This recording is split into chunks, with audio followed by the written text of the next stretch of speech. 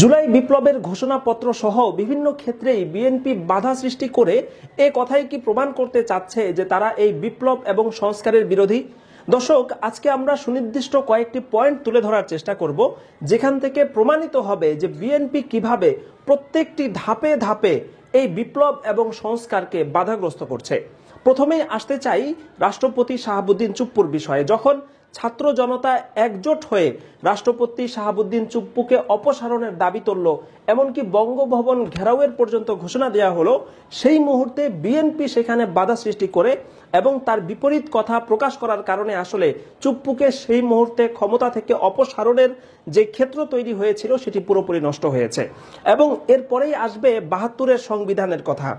৭২-এর সেই সংবিধান এবং শেখ মুজিবুর রহমান কেন্দ্রিক যেই সংবিধান আওয়ামী লীগ কায়েম করেছিল এবং সেই সংবিধানকে আশ্রয় নিয়ে তারা যে অপকর্মগুলো করেছিল, সেই সংবিধানকে যখন বিলুপ্ত করার দাবি উঠেছিল এবং নতুন বাংলাদেশের চাহিদার আলোকে নতুন করে সংবিধান প্রণয়নের দাবি উঠেছিল, তখনও কিন্তু বিএনপি অত্যন্ত মজবুতভাবে তার বিরোধিতা করেছে এবং বিএনপির বিরোধিতার কারণেই মূলত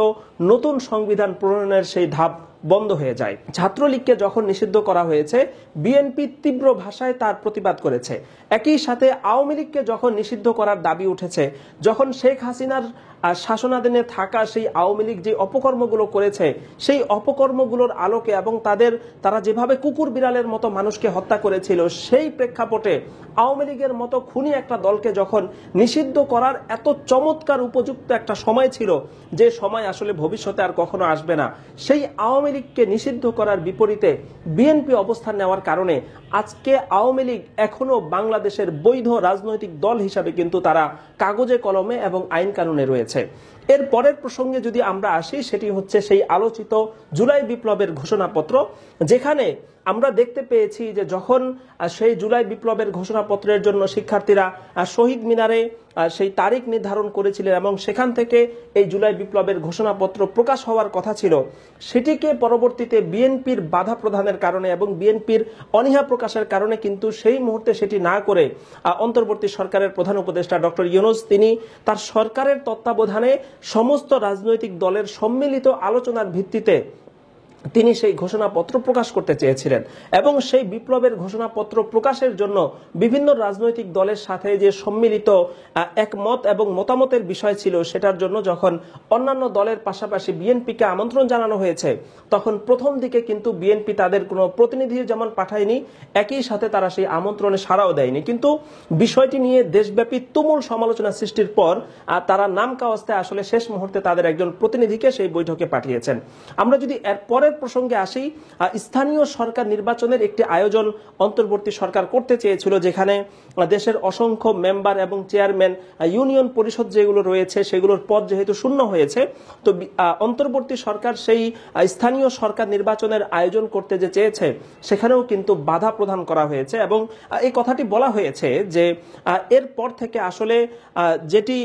মূল নির্বাচন বা জাতীয় সংসদ নির্বাচন, সেই সংসদ নির্বাচনের আগে তারা দেশে কোনো ধরনের কোনো নির্বাচন দেখতে চায় না এবং এই স্থানীয় সরকার নির্বাচন কে হবে, কারা আয়োজন করবে, কিভাবে করবে, সেটি নির্বাচিত সরকার আসার পর তারা সিদ্ধান্ত নেবে। এটিও কিন্তু তাদেরই দাবি ছিল এবং অনেকে যে কথাটি বলছেন যে যেহেতু স্থানীয় সরকার নির্বাচন তথা চেয়ারম্যান, মেম্বার, ইউনিয়ন পরিষদ চেয়ারম্যান অথবা ওয়ার্ড কমিশনার যেগুলো রয়েছে, তো এগুলো যেহেতু দেশের বিভিন্ন কাঠামো এবং সিন্ডিকেট বা সেক্টরকে নিয়ন্ত্রণ করার মূল হাতিয়ার, এজন্যই আসলে বাংলাদেশের বর্তমানের এই বৃহত্তম রাজনৈতিক দল তারা চাননি যে সেটা অন্তর্বর্তী সরকারের অধীনে সুষ্ঠুভাবে সম্পাদন হয়ে সেখানে ভালো মানুষগুলো ক্ষমতায় আসুক, সেটি তারা চাননি। বরং তারা যেটি চেয়েছেন যে আগে তারা ক্ষমতায় আসবেন জাতীয় সংসদ নির্বাচনের মাধ্যমে এবং তারা নিজেরা ক্ষমতায় থেকে সেই স্থানীয় সরকার নির্বাচনের আয়োজন করবেন, যাতে তাদের দলীয় লোকজনকে দেশের প্রতিটি ইউনিয়ন পরিষদের চেয়ারম্যান হিসাবে বসানো যায় এবং সেখানে সরকারি গুদামের যে চাল, ডাল, তেল, চিনি, ত্রাণের টিন পর্যন্ত বিভিন্ন জিনিস হাতিয়ে নেওয়ার যে অপচেষ্টা, সেটিকে বাস্তবায়ন করা যায়। এই কথাটি কিন্তু সামাজিক মাধ্যমে আমরা দেখতে পেয়েছি। এবং আমরা যদি ওবায়দুল কাদেরের প্রসঙ্গে আসি, নিশ্চয়ই আপনারা জেনে থাকবেন যে যখন 5 আগস্ট সরকার পরিবর্তন হয়েছে, এতটা দ্রুততার সাথে হয়েছে যে স্বয়ং আওয়ামী লীগের সাধারণ সম্পাদক ওবায়দুল কাদের তিনি কিন্তু দেশের মাটিতে আটকা পড়েছিলেন। এমনকি বলা হয়ে থাকে যশোর যে ক্যান্টনমেন্ট সেখানে তাকে আটকে রাখা হয়েছিল বা তিনি সেনা হেফাজতে ছিলেন। কিন্তু এর পরেও আসলে কিভাবে ওবায়দুল কাদের দেশের মধ্যে এতদিন ছিলেন এবং কিভাবে হঠাৎ করে তাকে দেশের বাইরে প্রকাশ্যে দেখা গিয়েছে সেটি কিন্তু অনেক বড় একটি প্রশ্ন ছিল। এবং যেই যশোরে ওবায়দুল কাদের ক্যান্টনমেন্টে সেনাবাহিনীর আশ্রয়ে ছিলেন, সেই যশোর যুব দলের একজন শীর্ষ নেতা যাকে পরবর্তীতে বহিষ্কার করা হয়েছে দল থেকে, তিনি দেশের একটি প্রতিষ্ঠিত মিডিয়ার ফেসবুক লাইভে এসে বা তিনি তার নিজের ফেসবুক অ্যাকাউন্ট থেকেও লাইভে এসে যেটি জানিয়েছেন যে ওবায়দুল কাদেরকে দেশে নিরাপদে রাখা এবং সুন্দরভাবে যশোর সীমান্ত পার হয়ে ভারতে পাড়ি দেওয়ার পুরো সুযোগটির পিছনে বিএনপি মহাসচিব মির্জা ফখরুল ইসলাম আলমগীর জড়িত, সেই কথা খোদ যুব দলের সেই শীর্ষ নেতা বলেছেন। কাজেই দর্শক, আমরা সর্বশেষ যদি আজকে লুৎফুজ্জামান বাবরের বিষয়ে আসি, যে যেভাবে তাকে দেশের লাখো মানুষ ঢাকা কেন্দ্রীয় কারাগার থেকে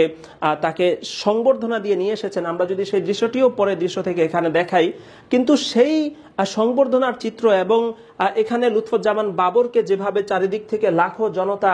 তুমুল করতালির মাধ্যমে বা তুমুল হর্ষধ্বনির মাধ্যমে যেভাবে তাকে স্বাগত জানিয়েছে, বাংলাদেশের প্রধান বৃহত্তম রাজনৈতিক দল বিএনপি মনে করতে পারে যে এটি তাদের হয়তো দলীয় সমর্থন বা তাদের দলের প্রতি মানুষের সমর্থন। কিন্তু এখানেও কিন্তু একটি বড় ভুল হয়েছে বা সেই দলটি ভুল করছে বলে সামাজিক মাধ্যমে অনেকেই দাবি করছেন। সেখানে বিষয়টি হচ্ছে যে ব্যক্তি লুৎফুজ্জামান বাবর এবং বিএনপির পদধারী লুৎফুজ্জামান বাবর, এই দুটোর মধ্যে কিন্তু বিশাল পার্থক্য রয়েছে। অর্থাৎ লুৎফুজ্জামান বাবর তিনি বিএনপির একজন কেন্দ্রীয় ব্যক্তিত্ব বা কেন্দ্রীয় রাজনীতিবিদ, এই দৃষ্টিকোণ থেকে কিন্তু কেউ তাকে সমর্থন করেন না বা তাকে সমর্থন করে এখানকার খুব হাতে গোনা কিছু মানুষই হয়তো গিয়েছেন। যেই পরিমাণ সমর্থন, জনসমর্থন লুৎফুজ্জামান বাবর পেয়ে আসছেন সেই 10 ট্রাক অস্ত্র মামলার ঘটনার পর থেকে, সেটার একমাত্র কারণ লুৎফুজ্জামান বাবর বাংলাদেশে ভারতীয় আধিপত্য বিরোধী একজন আইকনিক তারকা বা সেলিব্রিটি বা স্টার বলা যেতে পারে। মূলত লুৎফুজ্জামান বাবর যেভাবে 10 ট্রাকের সেই অস্ত্রসহ বিভিন্নভাবে ভারতের 7 সিস্টারকে স্বাধীন করে দেওয়ার মাধ্যমে ভারতকে পাল্টা আক্রমণের যে ব্যবস্থা করতে চেয়েছেন এবং বাংলাদেশে ভারতীয় আধিপত্যকে প্রতিহত করার একজন আইকনিক স্টার হিসাবে মূলত লুৎফুজ্জামান বাবরের প্রতি মানুষের এই সমর্থন এবং ভালোবাসা। কাজেই আজকে লুৎফুজ্জামান বাবরের প্রতি মানুষের এই সমর্থন এবং ভালোবাসা দেখে বিএনপি বা রাজনৈতিক এই প্রধান দলটির এই কথা মনে করার প্রয়োজন নেই যে মানুষ তাদের সমস্ত কর্মকাণ্ড ভুলে গিয়েছে এবং 5 তারিখের পর থেকে আজ পর্যন্ত সংস্কারের প্রতিটি ধাপে বিএনপি যেভাবে বাধা সৃষ্টি করেছে, বিএনপি যেভাবে বিপ্লবী সরকারের সংস্কারমূলক কর্মকাণ্ডকে বিঘ্ন করার চেষ্টা করেছে, মানুষ সবকিছু ভুলে গিয়ে লুৎফুজ্জামান বাবরের পিছনে ছুটছে, বিষয়টি কিন্তু মোটেই এমন নয়। ব্যক্তি লুৎফুজ্জামান বাবরের প্রতি মানুষের ভালোবাসা এবং 5 তারিখের পর থেকে আজ পর্যন্ত সংস্কারের প্রতিটি পদে বিএনপির বাধা সৃষ্টি করা, দুটি কিন্তু সম্পূর্ণ ভিন্ন বিষয়। এই বাস্তবতা এবং এই তিক্ত সত্য বিএনপি যত দ্রুত উপলব্ধি করতে পারবে, ততই বিএনপির এবং দেশের জন্য মঙ্গলজনক।